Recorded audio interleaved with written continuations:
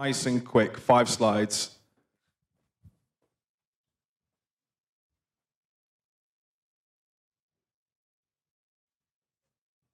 Okay, good evening, everyone. My name is Ian Cresswell, and I'm the Business Development Manager for Tibdit.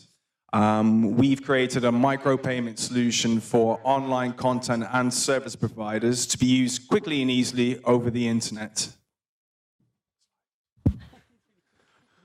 Okay, so why micropayments? Well, the idea of micropayments have actually been around for a very long time. They do have potential to solve a lot of issues in terms of revenue generation, particularly for the online publishing industry. Walter Isaacson, I'm not sure if you heard of him or not, but he's the ex-editor of Time magazine, and he's proposed that readers should start paying to access online content. This is purely because online advertising revenue is not enough to guarantee good quality journalism. And also, partly because journalists should be beholden to their readers, not advertisers.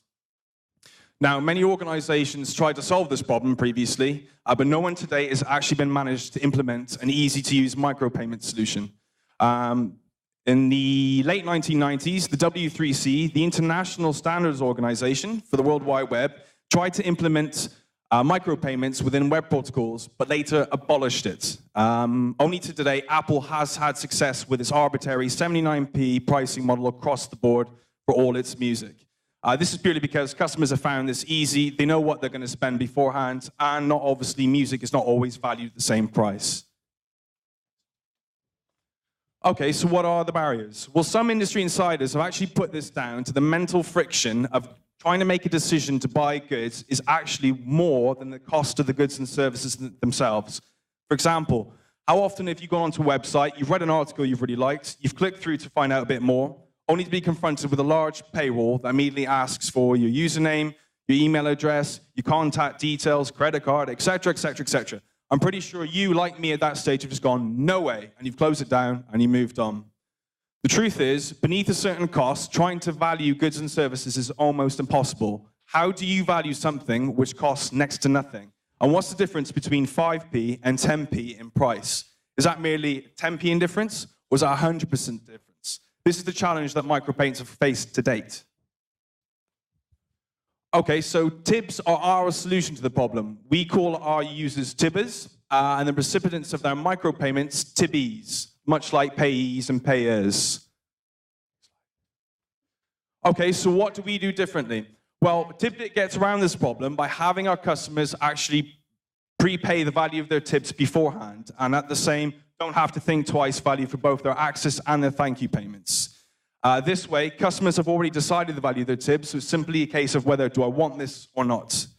It's a 2-click process to send a prepaid tip of anything in value from 1.5p to £1.15 value to anyone who has our button on the website. It's quick and easy to get set up. You merely click on a tip button, which could exist anywhere on the internet. You get taken through to our website to register. You then specify how much you want each tip to be, which could be any sort of arbitrary value that you set. You then confirm your payment method, and then one final click to transfer that tip, and it's all done. We collect 10% commission on all tips that are spent. Okay, so Bitcoin just uses the transfer mechanism, and the conversion into Bitcoin is done after the tip is sent. This is to make sure you avoid all exchange rate movements. To get started as a Tibby, you simply obtain a Bitcoin address, incorporate it within a button, incorporate it into URL, which could be a button itself or a link on a web page, and you're automatically starting to receive tips.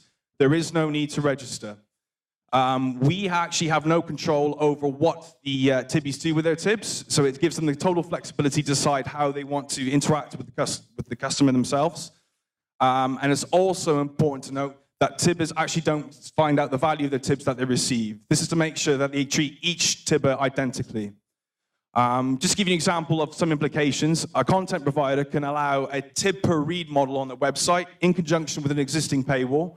A game site can offer a game per play tip via the browser quickly and easily, and an online dating website can offer more profiles or even messaging capabilities after they've received a tip. So we see the potential for this to be massive. Just imagine Wikipedia if they could accept a tip for every single article that they write, as opposed to their biannual funding mechanism, which is not always a success.